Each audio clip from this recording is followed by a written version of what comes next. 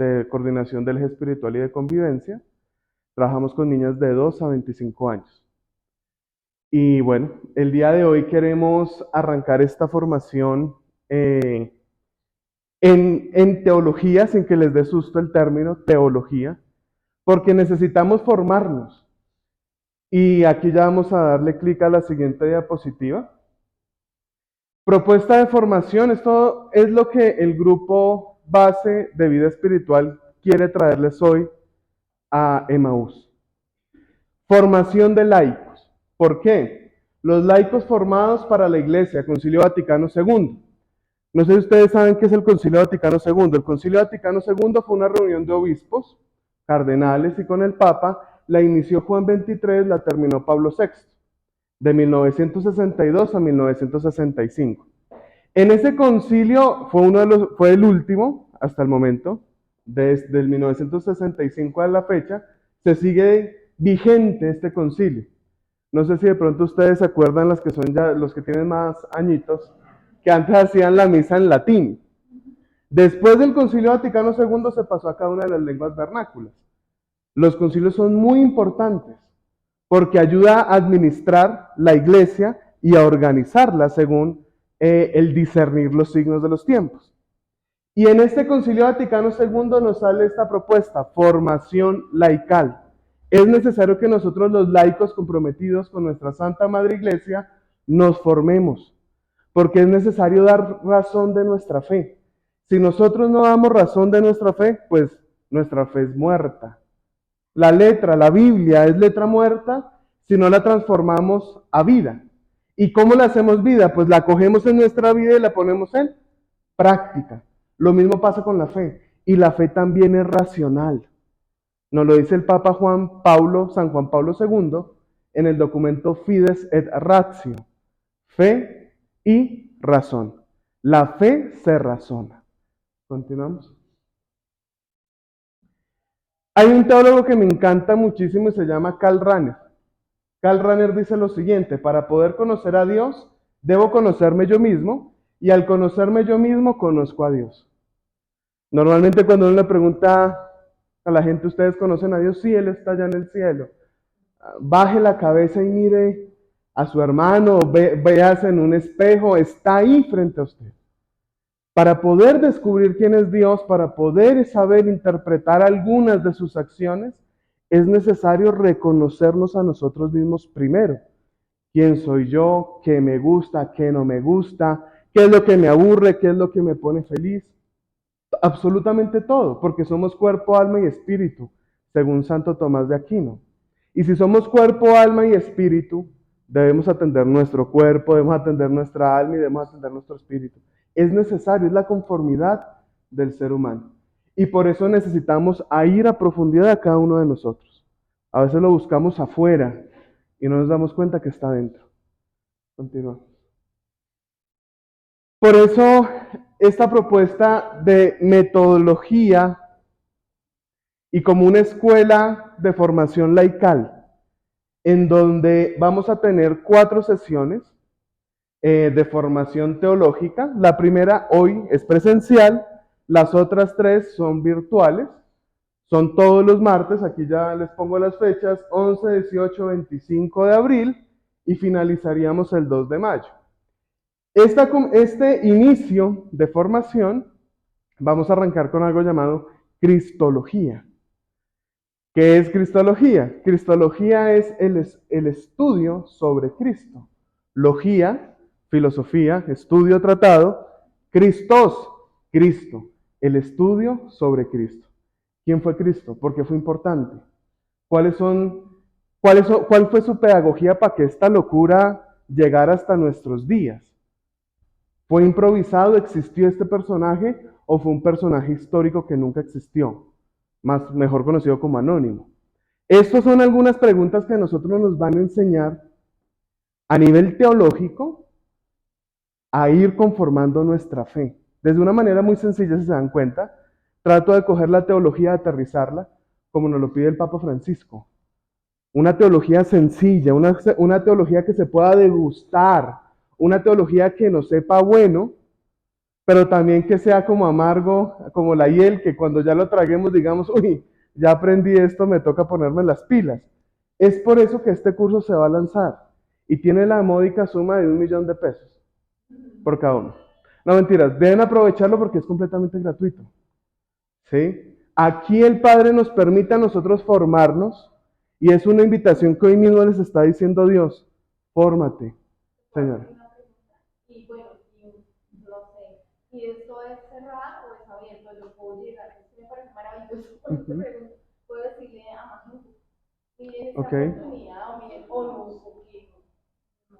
Bueno, ya más adelante lo ponemos con nuestros rectores. A mí me pusieron acá que dé la charla. Estoy así como, wow. Pero bueno, ahí lo vamos trabajando, ¿listo? No, únicamente de pronto como un aporte que quería el padre en la misa de algo muy cierto, y es que en algunos años la Iglesia Católica está como desapareciendo, o menos personas van a estar, digamos, teniendo la fe en la Iglesia Católica. Entonces, digamos que uno se pone a pensar, y en realidad lo que dice el padre es cierto, porque nosotros que estamos de pronto en una generación, todavía tenemos nuestra fe, todavía creemos, y si nos dicen algo, pues digamos que negativo, como que tenemos nuestros argumentos todavía, pero eso no pasa en las generaciones nuevas, y luego pues, yo tengo 3 hijos, y mi hogar es un hogar católico, nos casamos con la iglesia católica, y nos formamos en el tema católico, pero pues uno se da cuenta que también al transcurrir el tiempo ellos se enfrentan con otras ideologías, ya con la ciencia, con lo que les enseñan, entonces como que uno también, o por lo menos en mi caso yo digo, tengo que tener argumentos claros de por qué decirles este es el camino correcto. ¿Sí? Ok. Hay muchas cosas que influyen, ¿sí? La Iglesia Católica, según un documento que se me vino a la mente mientras te escuchaba hablar, de San Juan Pablo II, se llama Pastores Dabo Bobis. Y uno dice, uy, os daré pastores bobos. No, os daré pastores en latín, ¿sí? Dice.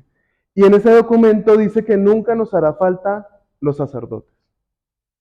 Es una promesa de su pontificado como papa, hasta hoy en día como santo. A la iglesia nunca le harán falta pastores. Hay la disminución sacerdotal de vocaciones, tanto de vocaciones sacerdotales como religiosas, sí. Pero nunca nos vamos a quedar sin pastores. Y esto también nos ayuda a nosotros para qué? Para hacer crecer, conocer nuestra iglesia. A mí me encanta discutir con hermanos de otras religiones. Yo al ser teólogo soy ecuménico. ¿Qué es ecuménico? ¿Eso con qué se come? El ecumenismo es ese diálogo que yo tengo con otros cristianos de otras denominaciones. Respecto a lo que tú dices, pasa, o sea, yo tengo muchas amigas Ujú. espirituales, cristianas, y uno respeta, pero hay gente que sabe mucho más que uno, o sea, Sí, ellos estudian la Biblia, ellos no sé qué, y desafortunadamente, porque no sé si yo no lo conocía todavía o qué sí, pasaba, pero en la iglesia a veces uno va a la misa, la Eucaristía, tal, lo que escucha el evangelio, pero no es como diferente, o sea, ya me decían es que es una experiencia distinta, es que se siente distinto, es que no sé qué, ok. entonces como que wow, y te hablan y con argumentos y te preguntan como que Este es un autoconocimiento de la iglesia. Miren, uno cree que la iglesia es venir a misa. No es eso. El venir a misa es lo más sagrado y el culmen más alto que como católicos podemos tener. ¿Sí? Porque tenemos el cuerpo de Cristo y la sangre de Cristo dentro de nosotros y podemos cenar con ella. ¿Sí? Pero también la Iglesia Católica es tan diversa. Yo, por ejemplo, pertenezco a la RCC. ¿Eso con qué se come? La Renovación Católica Carismática. Yo provengo y me formé desde pequeño en el minuto de Dios. ¿Sí? Si yo quiero, voy a la Eucaristía, obviamente, en la Eucaristía el foco central no es que el Padre nos hable en la homilía y nos haga la definición capítulo por capítulo, un estudio bíblico en menos de 20 minutos, media hora. No se puede. El objetivo de la Eucaristía es contemplar a Cristo en el altar. ¿Sí? Pero también existe esa renovación católica carismática dentro de la iglesia donde nos permite también bailar, saltar, cantar, alabar, danzar, toda la parte de los dones, de los carismas, etc. Pero a mí también me gusta algo de la iglesia católica. que yo también pude irme de retiros espirituales, el retiro espiritual de Maús, de otras comunidades como EFETA, etc. Pero también hay retiros como el Fallo de Charité, no sé si ustedes lo han escuchado, donde hay retiros que hay en Cogua, donde son retiros completamente en silencio. Yo me fui antes de pandemia, no, hace 2 años, estuve en mi último retiro de semana completa en silencio, donde podíamos contemplar a Cristo en el silencio, una semana completa. A mí ya llegué y me salían letreros por todo lado porque yo hablo mucho, ¿sí? Y me salían, y yo intentaba callarme y en el retiro intentaba hacer silencio y mentalmente me iba para otro lado, no podía. Si te das cuenta, la iglesia no solamente es el templo, porque la iglesia somos nosotros, sino también tiene diferentes métodos y formas para poder expresar nuestra fe. Por eso a mí me encanta cuando hablo con alguien y me dice es que la iglesia católica es aburrida. Yo me fui a la iglesia católica y me pasó viniendo en un carro eso fue antes de Semana Santa, para mi casa. El Señor me decía, ay, usted habla muy bonito, usted es cristiano. Y yo, sí. ¿Y usted es evangélico? Y yo, sí. Y yo, sí, soy cristiano porque creo en Cristo, evangélico porque sigo los evangelios. Y cuando le dije, soy católico, apostólico y romano. Uy, pero, ¿qué le pasó? Yo dije, no, yo estoy bien, yo estoy bien. Me encanta ser católico, me apasiona. Fue tanto que quise estudiar para aportar a mi iglesia. Conozco sus defectos, pero no me quedo juzgándola. Me quedo es aportando para seguir construyendo iglesia desde mi laicado, como esposo, como padre de familia en un futuro y como iglesia doméstica, ¿sí? Aportando a mi iglesia. Entonces, si se dan cuenta, la iglesia es muy diversa y lo que hemos hablado, yo sé que más de uno se ha erizado, como Amparito Grisales. Entonces, esto es una oportunidad. Miren, yo no solamente voy a comenzar a dictar este curso acá, yo en Madre de las Misiones también dicto charlas. Y ahorita también estamos en un curso que arrancó desde febrero sobre Cristología. El año pasado fue sobre pastoral y dura 6 meses, ¿sí? Y ese sí tiene un costo y un valor económico. Lo ideal es que lo aprovechemos, que quisimos traer esto de Maús. Ya miramos con nuestros coordinadores si lo ampliamos o lo... Ah, bueno, ya, yo cobro barato. Pero entonces esto es algo muy hermoso. Y ¿cuál es mi objetivo acá? Enamorarlos de Él, de la cruz. Y hay muchos temas. La teología es muy diversa y es muy grande. Existe la teología de la cruz me encanta porque contempla únicamente la cruz. ¿Qué fue la cruz? Ahorita de pronto les doy algunas cositas. Mariología, habla de María. Cristología, pues de Cristo. Neumatología, ¿de qué? Del Espíritu Santo. Y así sucesivamente, eclesiología, Biblia, cómo interpretarla, exégesis, hermenéutica, etc. La iglesia es muy diversa y la teología es muy diversa y nos sirve a nosotros para construir nuestra fe. Entonces damos inicio a nuestra charla, nuestro primer encuentro de formación. Continuamos. Y para poder entender este tema de Jesús, es necesario analizarlo. Jesús tiene dos divinidades, la humana y la divina. Era completamente humano, sentía. Por eso su padecimiento en la cruz fue muy grande, porque sentía como nosotros. Iba al baño. A mí me encanta, yo soy docente, me encanta cuando yo les digo a los niños o a los jóvenes, Jesús iba al baño, Jesús se bañaba, Jesús hacía su chichi y su popó. Y los niños abren los ojos y los adultos hoy en día también, ¿y cómo le falta el respeto a Jesús? Él era completamente humano. Él si se comía algo que le caía mal, pues le dolía su estómago. Era Dios, curaba, sanaba, sí, pero pues le dolía su estómago. Con ese sol tan terrible de toda la parte esa de Mesopotamia, pues también le dolía la cabeza. Jesús era humano, pero también tenía la acción del ser completamente divino. Entonces vamos a hablar en este pedazo de la parte humana, ¿sí? Desde el nacimiento, pues nace en Belén. Esto lo encontramos en Mateo 1, en su genealogía, donde dice Jesús, desde bueno, completamente su genealogía hasta el rey David, porque eso es cumplimiento en Jesús. Cuando se habla desde el Antiguo Testamento, recordemos que la Biblia se parte en dos, en Antiguo y Nuevo Testamento. En el Antiguo Testamento daban mensajes de cómo iba a ser el Mesías. Y una de esas, que vamos a ver ahorita más, es que Jesús tenía que venir o proceder de la estirpe de David. Es cumplimiento. Segundo, que nacerá de una virgen. Segundo cumplimiento. Y así sucesivamente hasta la parte de la cruz, cuando no se le quebrará ningún hueso. ¿Se le quebró a Jesús algún hueso? Se le desgarraron, pero no se le quebraron. Tercer cumplimiento. Y así sucesivamente vemos cómo el Antiguo Testamento nos cuenta en el Nuevo la conformidad de Jesús. Entonces, nace en Belén, si quieren busquen ahí la cita más adelante, en sus casas, desde Mateo 1 encontramos la genealogía. Su familia huye de Egipto, huye a Egipto, ahí me equivoqué. Cuando muere Herodes, se instalan en Nazaret, regresan de Egipto a Nazaret, porque pues acuérdense de los niños inocentes que asesinaron. Fue bautizado por quién? Por Juan el Bautista, su primo, aquel que brincó en el vientre de María, porque lo reconocía. Incluso muchos pensaron que ese era el Mesías. Cuando tú hablabas algo de la fe, a mí me encanta arrancar con esto. Quizá la fe que ustedes tienen no es la misma fe que yo tengo, o la fe que pide la iglesia. Entonces ya ahí yo les hablo en qué tipo de Dios creen ustedes, porque quizá no es el mismo que yo creo y que la iglesia cree. Y eso se llama un Dios a la carta. Y eso es teología. Ese término, un Dios a la carta, búsquenlo en Google si quieren, es un término teológico.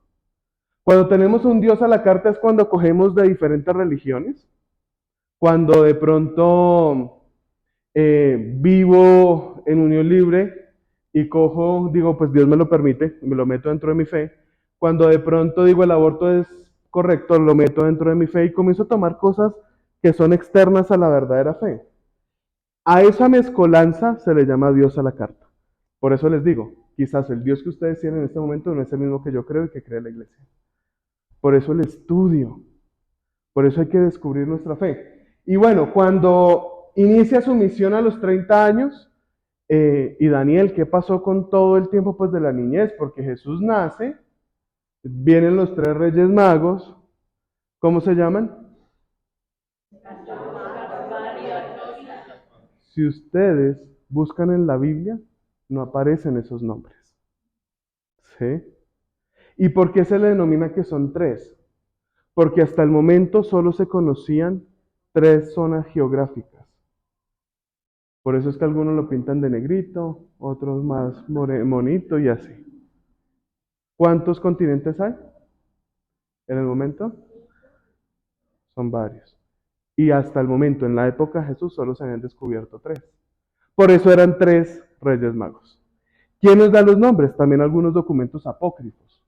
¿Qué son documentos apócrifos? Son documentos que no entraron dentro del canon bíblico católico, dentro de nuestra Biblia. ¿Por qué? Porque no iba en linealidad a lo que es hoy nuestro canon bíblico. ¿Cómo se conformó el canon bíblico? ¿Alguno sabe?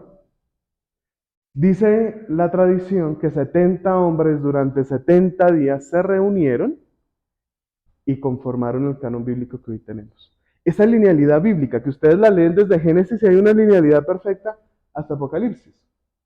Los libros que no entraron dentro de esa linealidad los denominaron apócrifos. El Evangelio según Magdalena, el Evangelio de Judas Iscariote, etcétera, etcétera, etcétera.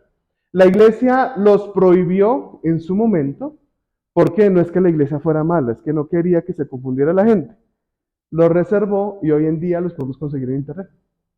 Gracias a esos apócrifos nosotros conocemos los nombres de los reyes magos, el nombre del papá y de la mamá de María, que se llaman Joaquín y Ana. Si ustedes buscan Joaquín y Ana en la Biblia no la van a encontrar, solo en los evangelios apócrifos.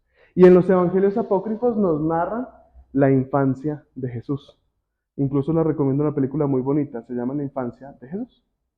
¿Sí? Hay muchas cosas que son apócrifas, pero que ustedes ya con la teología que se está adquiriendo en este momento, Dice Fray Nelson Medina, no sé si ustedes lo conocen, es docente mío, fue docente mío, es uno de mis grandes maestros. Dice, colóquense las gafas de la teología para poder descubrir y interpretar, según lo que dice la iglesia. Instituye a los 12 discípulos, ya más adelantico en otras diapositivas lo vemos, predica la llegada del reino de Dios, predica por Galilea y Judea, toda la parte de Mesopotamia. Continuamos. Yo le estoy botando muchos datos. ¿Por qué? Porque en las otras 3 clases vamos a ir a devolvernos y comenzar uno a uno. ¿Sí? Ya les digo ahorita cuáles van a ser los temas de esas 3 clases que vienen. Los milagros, se narran 14 milagros, entre ellos sanó un leproso, sanó un paralítico, sanó un ciego, sanó un sordo, las bodas de Caná, que fue el primer milagro que hizo Jesús. Continuamos, entre otros milagros. Jesús fue traicionado, fue perseguido, fue juzgado, fue condenado. Bien, toda esa parte es la naturaleza humana. Dato curioso, a mí me encantan los datos curiosos porque los datos curiosos le ayudan a uno como a despertar. Según las actas martiriales, que eran las actas que los romanos escribían de cómo fue condenada la gente, nos dicen que Jesús se les dieron más o menos unos 38, 39 latigazos. Porque si daban más de los 40, se me estallaba el cuerpo internamente. Entonces lo que ellos querían era que estuviera agonizando mientras caminaba a la muerte de la cruz, pero pues que fuera desangrándose de a pocos. Nos dicen varios documentos, también actas martiriales y algunos santos videntes, que son autorizados por la Santa Madre Iglesia, como Santa María de la Coque, que cuando Jesús estaba en la cruz no tenía forma humana. Tanto fue desgarrado completamente su cuerpo que no tenía forma humana cuando lo crucificaron. No es ese Cristo que encontramos normalmente en la cruz, todo bonito, mono, ojiverde, con los labios recién pintados, no. Posiblemente incluso hasta era morenito, porque pues los de Egipto y todos los de Mesopotamia eran morenitos. Esto era su humanidad, fue sepultado, fue resucitado y ascendió al cielo y está sentado a la derecha de Dios Padre. Si ustedes cogen su credo, cuando les preguntan a ¿ustedes en qué creen? No les dé pena decir yo creo en un Dios todo, el creador del cielo y de la tierra, creo en Jesucristo, su único Hijo, nuestro Señor. Ese credo se conformó en un concilio. Ya entienden qué es un concilio, ¿verdad? Existieron muchos concilios a lo largo de la historia. Y uno de esos fue el concilio en Constantinopla. No me acuerdo si es el 1 o el 2, porque hubo 2 concilios allá. Que ustedes conocen mejor el credo como el credo niceno-constantinopolitano o el credo largo. El credo niceno-constantinopolitano, en la polis. Eso es lo que nosotros creemos, desglósenlo parte a parte, si quieren esta semana, de aquí al próximo lunes, martes, desglosen parte por parte qué es el credo. Oiga, yo creo en eso, sí. Nosotros los católicos creemos en eso. Perdón. Aquí pues hay algunos datos interesantes. Yo les anoté aquí las citas bíblicas, porque pues ¿cómo puedo dar una charla sin Biblia? ¿Sí? El teólogo, el católico formado, debe andar siempre ¿con qué? Con su palabra, que es la Biblia, con el catecismo de la Iglesia Católica, que son los lineamientos o normas, y con el rezo del Santo Rosario. ¿Lo cargamos? Tenemos el Concilio Vaticano II en casa. Ya si quieren de pronto los que trabajan con derecho y el derecho canónico, pues también se puede adquirir y a su merced le queda más fácil la lectura, ¿sí? Pero eso es lo que nosotros debemos tener como católicos. Entonces, rápidamente, María Magdalena tuvo el encuentro con Jesús al resucitar. María, ¿por qué no fue un discípulo que comenzó a anunciar el Evangelio, que comenzó a anunciar la resurrección de Jesús? ¿Por qué no fue un hombre? ¿Alguno de ustedes sabe? ¿Por qué no fue un hombre que Jesús, cuando en Juan 20, 11, 18 se le presenta a María Magdalena recién resucitada? María no te asustes, tranquila. He resucitado, ve y anuncia a todas las gentes que ya volví. ¿Sí? Muy bien. Esa es la clave. El hombre se hubiera quedado analizando, oiga, él será mi maestro, analiza lo que le está diciendo el Señor, si es, y después no entiende el resto.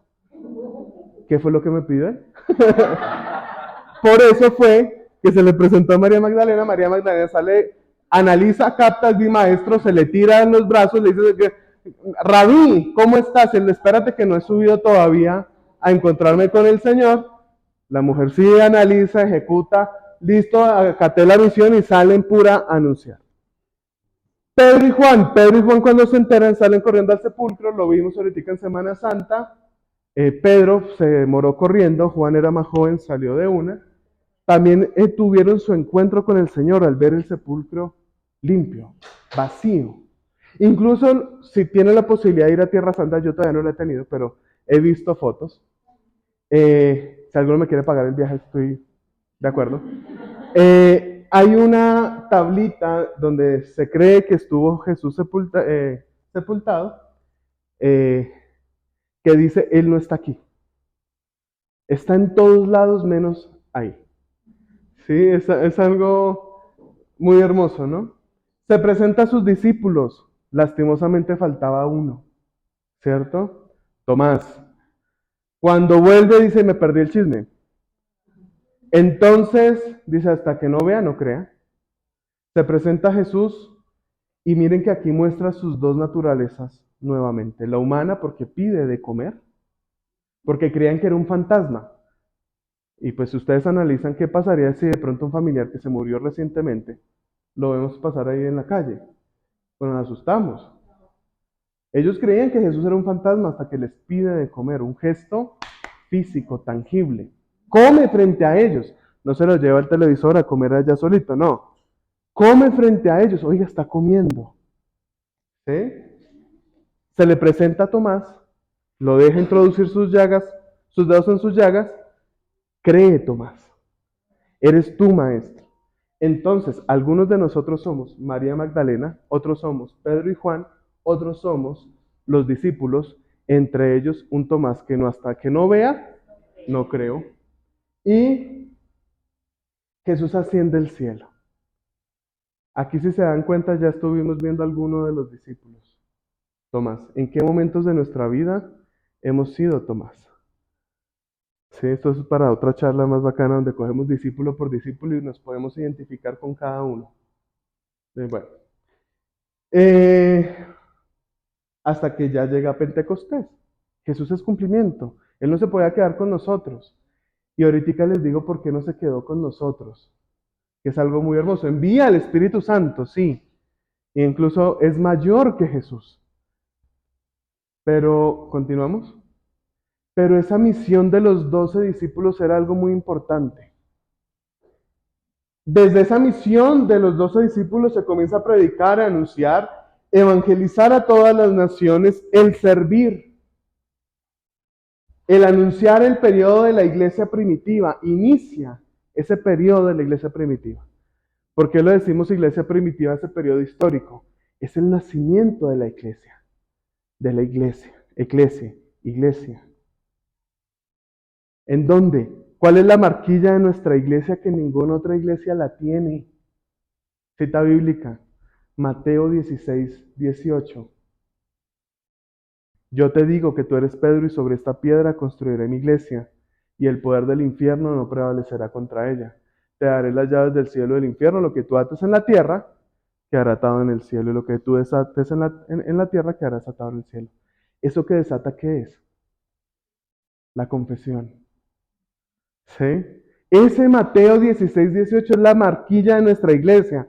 Tatúenselo acá si quieren. Es lo que nos identifica a nosotros. Bueno, espiritualmente, ¿no? No falta. Daniel, ya me tatué. No, espiritualmente, en tu corazón. ¿Ah? Ya hice la tarea. Y esa sí la hacen, que es lo peor. Esa es la marquilla de nuestra iglesia, lo que nos identifica a nosotros como católicos. Pregúntele a otra persona de otra religión. No, es que mi iglesia la fundó Martín Lutero. en tal periodo. Mi iglesia la fundó Juan Calvino. Mi iglesia la fundó los anglicanos, Enrique VIII. ¿Nuestra iglesia quién la fundó? ¿En dónde? Mateo 16, 18. Más, ¿sí ven? Venga, ¿qué pasa? Mateo, y menos mal estamos grabando esto, por eso me dediqué a grabarlo para que lo podamos otra vez volver a repasar. Inicia el periodo de la iglesia primitiva, llega Pablo. Pablo comparte con los discípulos, Pablo de Tarso, pero Pablo no es testigo ocular. ¿Qué es el testigo ocular? Pablo no ve a Jesús físicamente.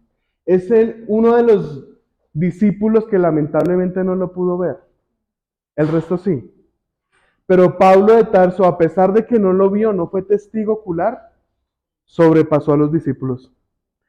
En la tercera generación, la primera, pues Jesús, los discípulos, llega Pablo de Tarso. A partir de la tercera generación se comienza a escribir la Biblia. Todo ese periodo histórico sin escritura era tradición oral. Hasta la tercera generación, pasaron unos casi 50, 60 años más, comenzó a escribirse la palabra. Gracias a Pablo con sus cartas católicas, a la comunidad de Corintio, a la comunidad de Éfeso, etc. Es así como la iglesia funciona, que el padre Arnobi, por ejemplo acá, situémoslo a la realidad. El padre Arnobi vive aquí en la felicidad.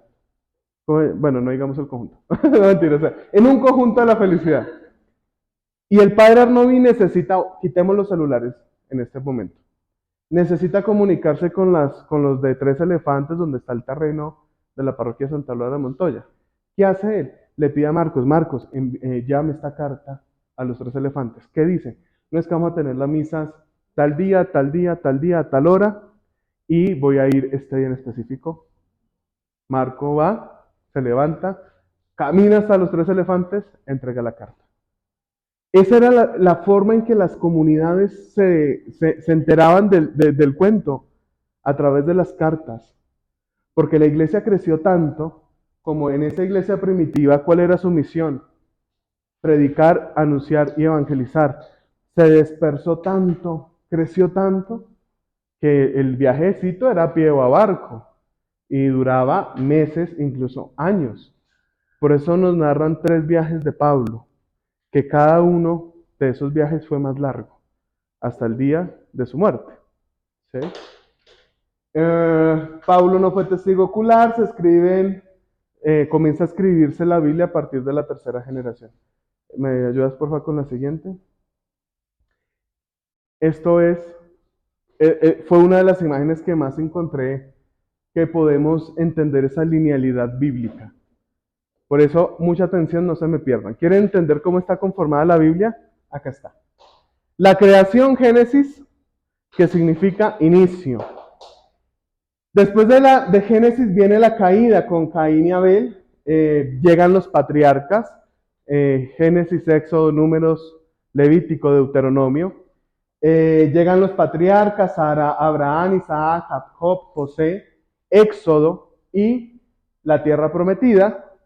Todo lo que vivieron en las plagas, Moisés, las 10 plagas, el Mar Rojo cuando lo abren 2, el monte Sinaí, Josué, la tierra prometida, llegaron por fin. Pasan los reyes, el pueblo le pedía a Dios un rey, todos los demás pueblos tienen reyes, ¿por qué nosotros no? Dios le dice, pues de malas les doy un rey, Samuel, Saúl, David y Salomón, y sufrió el pueblo de Israel. ¿Sí? A partir de este pueblo hubo varios exilios y ya después volvieron nuevamente a su tierra prometida y llega Cristo en el Nuevo Testamento. ¿Sí? Por eso es que se dice que la Biblia está dividida en 2. Esto desde el exilio, el último exilio, para atrás es Antiguo Testamento. Después del exilio comienza Cristo, es Nuevo Testamento. Por eso es que en Cristo contemplamos el nacimiento, la muerte, resurrección, el triduum pascual, pasión, muerte y resurrección, que lo contemplamos cada año en Semana Santa. Y pasamos a la parte de Pentecostés, que ya pronto se nos acerca, que cantamos desde, ¿cómo es? Yo me siento pentecostés desde la cabeza a los pies. Y es verdad, donde el Espíritu Santo llega a la comunidad. Y ya les digo en qué momento específico. Él se presenta a la comunidad en Pentecostés, pero Jesús lo envió antes. ¿Ustedes saben en qué momento? Pasamos a la siguiente, por favor. Esto ya vimos que Jesús es cumplimiento. Ah, ya, listo. Ay, devuélvete un segundito. ¿No quedó el pantocrator? No. Para acá. Bueno, aquí falta una imagen que es el pantocrátor. El pantocrátor es un icono. Ustedes saben que la iglesia católica antes era una. Cuando esa iglesia primitiva, los 12 discípulos siguieron ordenando a más hombres, creció la iglesia muchísimo, ya tenían era obispos, pero hubo un momento en la historia donde la iglesia católica se dividió en dos. Ah, ya, gracias. Y se conforma la iglesia católica de Oriente y la iglesia católica de Occidente. Nosotros somos la iglesia católica de Occidente. Entonces, esta imagen del icono del Pantocrátor es de la Iglesia Católica de Oriente. La Iglesia Católica de Oriente y la Iglesia Católica de Occidente están en comunión, pero no se juntan.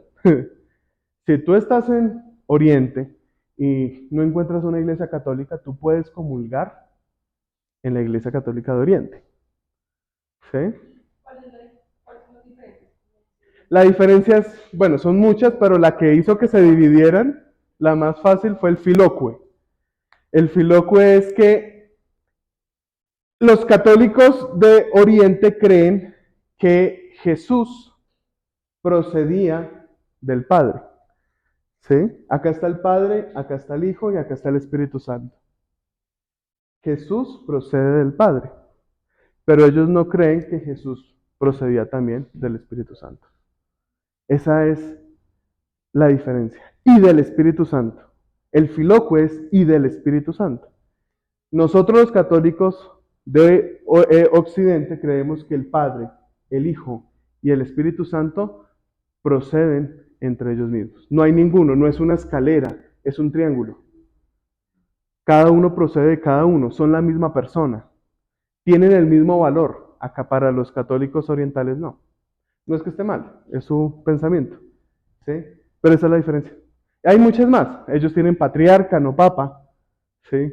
Pero el patriarca está en continuo diálogo con el Papa Francisco en este momento. ¿Sí? Quiero que, pues obviamente nosotros también en teología estudiamos los iconos. Eso se llama iconoclasia. Los colores. Pero quiero que se fijen en este Cristo. Dicen que está feito. ¿Sí? Porque pues estamos acostumbrados a verlo mono, delineado, maquillado. ¿Sí? Aquí está golpeado, herido. Miren esto, no sé si se ve en la cámara. ¿Cómo ven este rostro? Como unos rasgos más delicados, ¿no? Como los rasgos de la mujer, más delicados. ¿Cómo ven este rasgo? Como más fuerte, como de un hombre. Como de un hombre, como más brusco a la cara. Aquí dividimos el rostro en dos. Muestra la naturaleza también de Dios. Dios es completamente madre, completamente padre. ¿Sí? Si les gustó este dato, esperen y seguimos. Acá en la mano tiene dos dedos levantados. Estos dos dedos levantados son las dos naturalezas, la humana y la divina. Y acá tiene tres, la Santísima Trinidad, Padre, Hijo y Espíritu Santo. Tiene un libro como una Biblia cerrada, porque es cumplimiento. Si no fuera él, el cumplimiento estaría abierto. Y algo que más me encanta, eso que me apasiona al estudiar iconoclasia es, ¿ven la garganta? Tiene como un turupe acá, ¿no? Yo en un curso que estaba dictando me decía, ay, tiene como cáncer. No, los niños son así. Yo le decía, no, Esto que está acá inflamado es el Espíritu Santo. El Espíritu Santo se mantenía, es el soplo, lo que Jesús era. Jesús era el único que poseía al Espíritu Santo. Nadie más lo ha poseído. Él nos posee, nos llena de gozo en cada retiro de Maús, en cada encuentro, en cada Eucaristía. El sacerdote puede imponer las manos sobre el altar y ocurre la transustanciación, donde el pan se convierte en cuerpo y el vino se convierte en... Pero hasta ahí.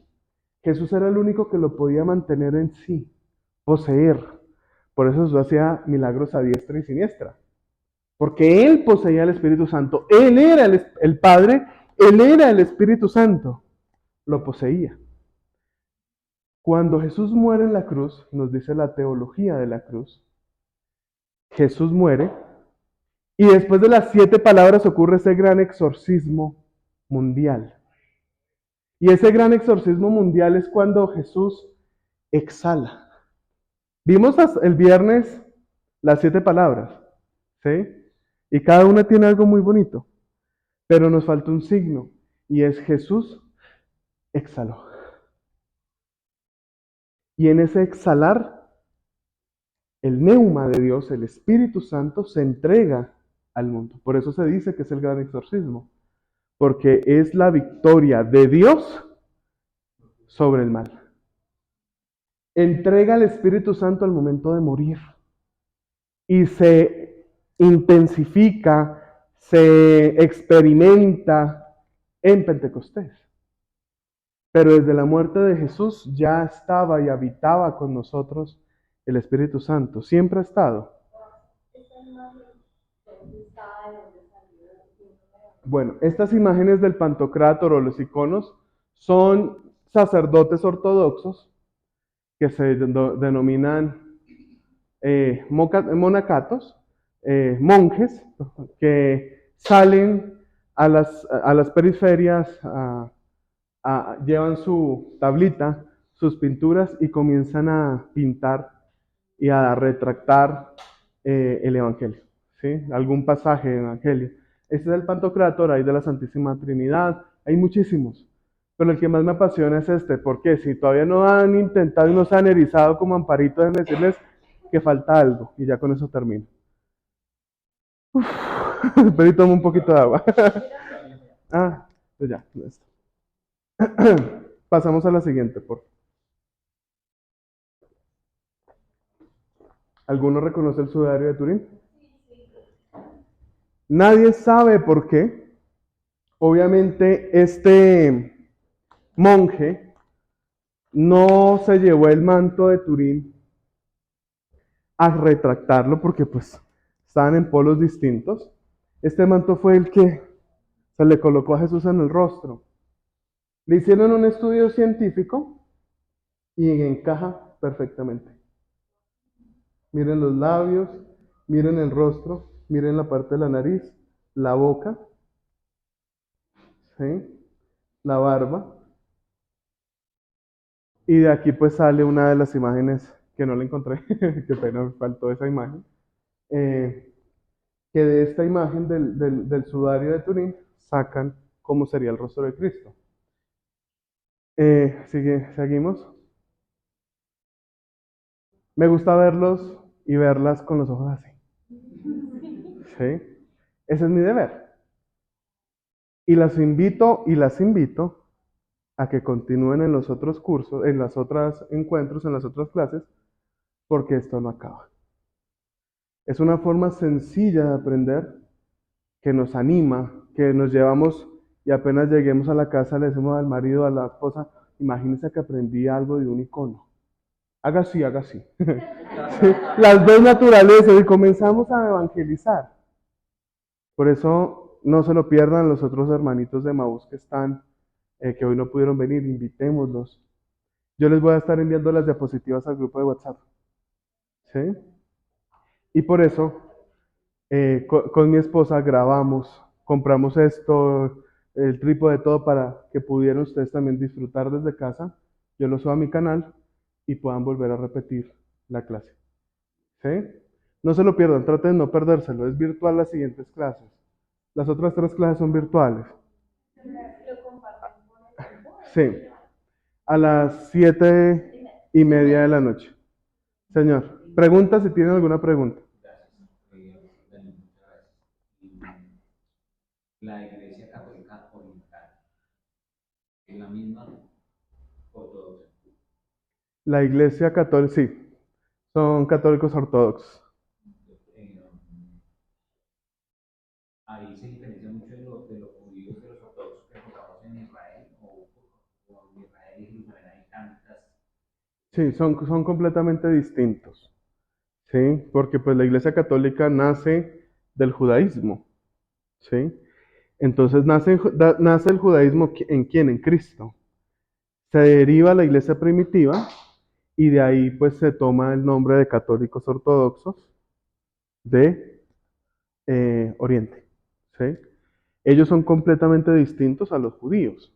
Los judíos todavía están esperando la segunda venida, el encuentro del nacimiento del Mesías, del Salvador.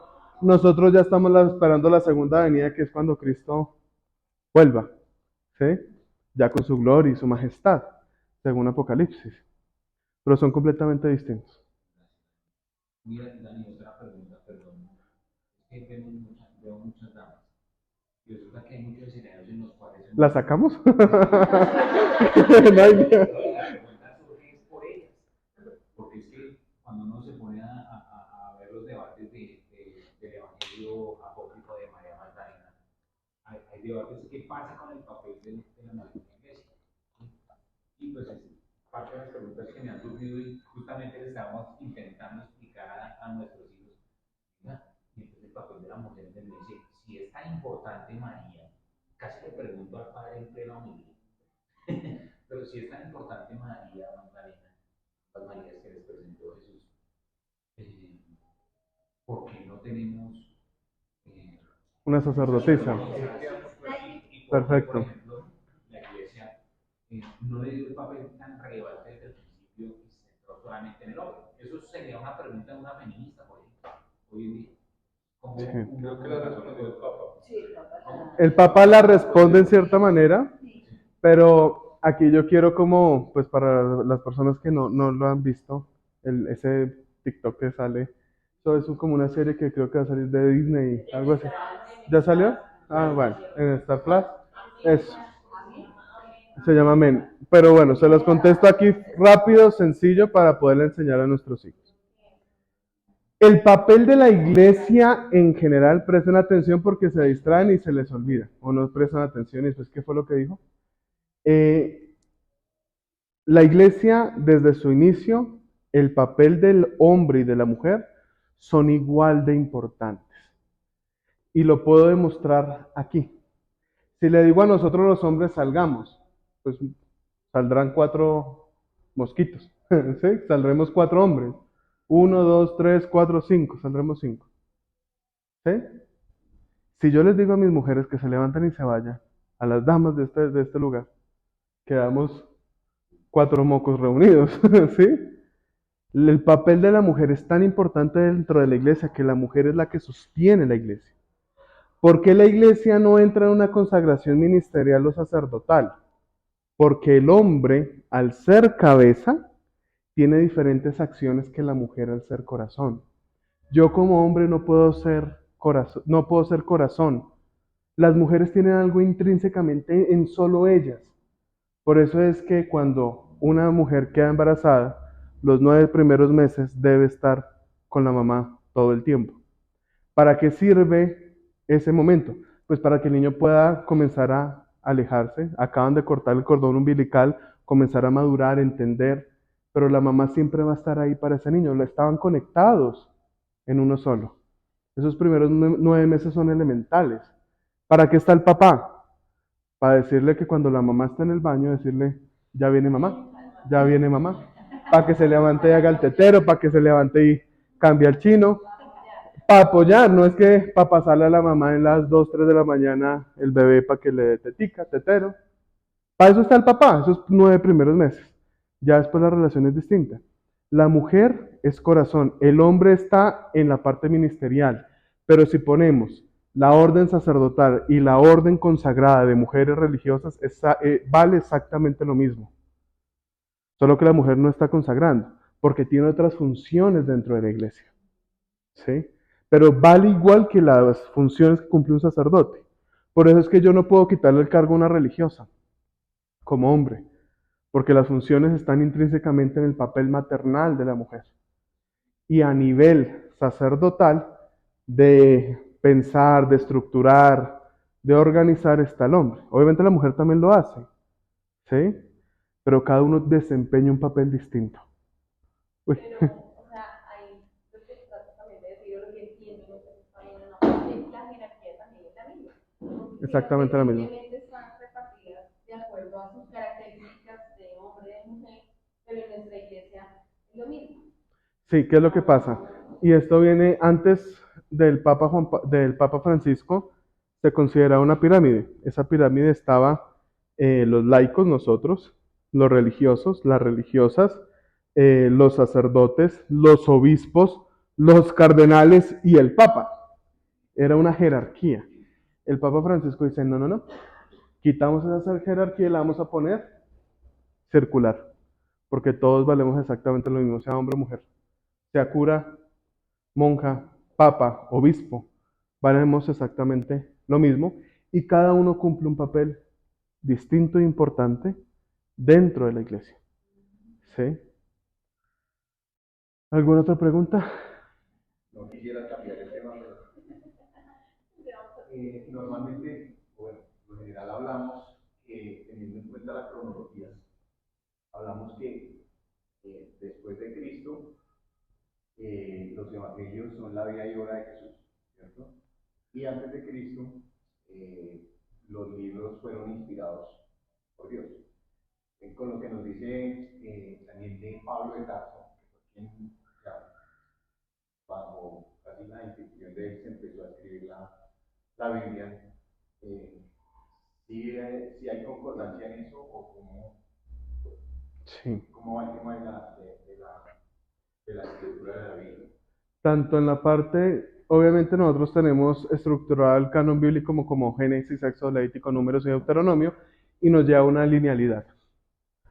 Pero el último libro que se escribió no fue el Apocalipsis, el último libro que se escribió fue el Génesis.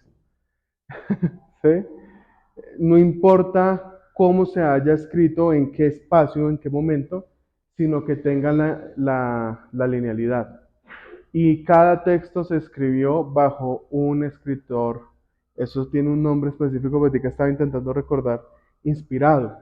Tiene otro nombre, un escritor inspirado, que fue los que conformaron, a través de esa inspiración divina, plasmaron los sucesos. Pero también esto viene con esa tradición oral, ¿sí? Como nuestra cultura, aquellas fábulas, mitos, leyendas, cómo se pasó de generación en generación a partir de la tradición oral, hasta que ya llega un periodo histórico en donde comienza a pasar a la parte escrita, como en la Biblia. Tercera generación, Pablo de Tarso comienza a escribirse. Antes de esto no había escritura, ¿sí? ¿En qué escribían? No escribían en hojas. Eso ya es invento de los chinos, con la Revolución Francesa, la imprenta, etcétera, ¿sí? Antes de la tercera generación no existía el papel, entonces escribían en papiros. Y los papiros eran piel de oveja, y tenía que ser una oveja limpia, blanca, pura, lo que diría uno. ¿A qué se asemeja esa oveja limpia, sin mancha? A Jesús. Entonces uno comienza como a atar cabos, ¿no? Si la oveja tenía un puntico negro no servía. Y para hacer un papiro, un manuscrito así de una hoja, se necesitaban un jurgo de muchísimas ovejas. Y en ese proceso de quitarle la piel, muchas se dañaban. Entonces, ¿qué es lo que hacían con esos manuscritos? Escribían, ¿sí? Pero digamos, acá en la hoja faltó, entonces escribían un pedacito por acá. Aquí hay otro espacio, escribían acá. Tenían que aprovecharlo, eso era muy costoso en esa época, ¿sí? Hoy en día tenemos algunos manuscritos que se han encontrado. Lo que pasa es que con el tiempo se han ido pues deteriorando esos manuscritos, y por ejemplo en esta partecita de acá se perdió o se pudrió o se dañó. Entonces hay cosas que todavía están inconclusas. Pero sí, la parte de la tradición escrita comienza a partir de Juan y comienza a ser bajo escritores inspirados. ¿Sí? Aunque también retomemos que los salmos, por ejemplo, se le atribuyen al rey David, al rey Salomón. De eso sí hay actas escritas, algunos son anónimos. Señor. Por ejemplo, ahora que dices que han aparecido más libros, ¿no? Como por ejemplo los nombrados que no se incluyeron en la Biblia, como por ejemplo cosas del mismo Judas o María Magdalena, que debería estar más nombrada en la historia de Jesús. O sea, de pronto de Esos se denominan apócrifos. Los apócrifos no fueron libros que entraron dentro del canon bíblico debido a que no iban con la linealidad del tiempo, espacio, espiritual, el mensaje. ¿Sí? Pero pues tomamos algunos daticos de los libros apócrifos. ¿Sí?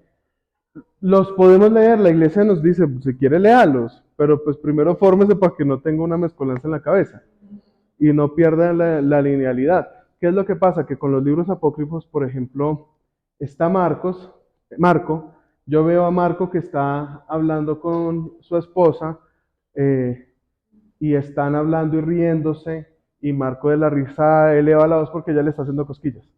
¿Sí? Julio vio, estaba más lejos y Julio vio, estaba sentado allá donde está la señora y Julio vio que Marco le está gritando a la esposa. Terrible. Pero, ¿cierto? Y Julio le cuenta a su esposa Carolina que estaba un poquito más lejos, que estaba en el carro esperándola, y dice, oiga, Marco le está pegando a la esposa. ¿Sí? El teléfono roto. Y así sucesivamente. De ahí es donde nacen los libros apócrifos. De interpretaciones muy lejanas a lo que ya es más conciso. Señor, va a comenzar a cobrar a partir de esta. en la, yo veo que por ejemplo los evangelios, de San Juan, bueno, pero lo que tú dices es, pues según lo que entiendo, no es así, sino de esa tradición oral, en esa generación empezaron a escribir los evangelios. Sí, pero recuerda que es diferente del Antiguo Testamento al Nuevo, porque el Nuevo estaban todavía los discípulos, estaba Juan, Mateo, sí, la mayoría de partes sí. Otras las escribieron fue propiamente las comunidades. Por ejemplo, nuestro párroco, el padre Arnovi, está encargado de la parroquia Santa Laura Montoya. ¿Sí?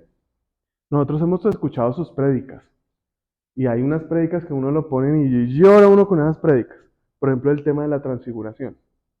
A mí me gustaría un día poder escribir una de sus prédicas. ¿Sí? Pero nosotros que hemos estado aquí en la parroquia las conocemos. El padre Arnovi fallece y nosotros queremos sacar esas prédicas que él tenía. Nos reunimos como comunidad del padre Arnovi y la escribimos. Lo mismo también hicieron con los discípulos. La comunidad de Mateo, la comunidad de Juan, etcétera, se reunían para poder escribir lo que hoy en día conocemos como evangelios. Vale. Muchas gracias.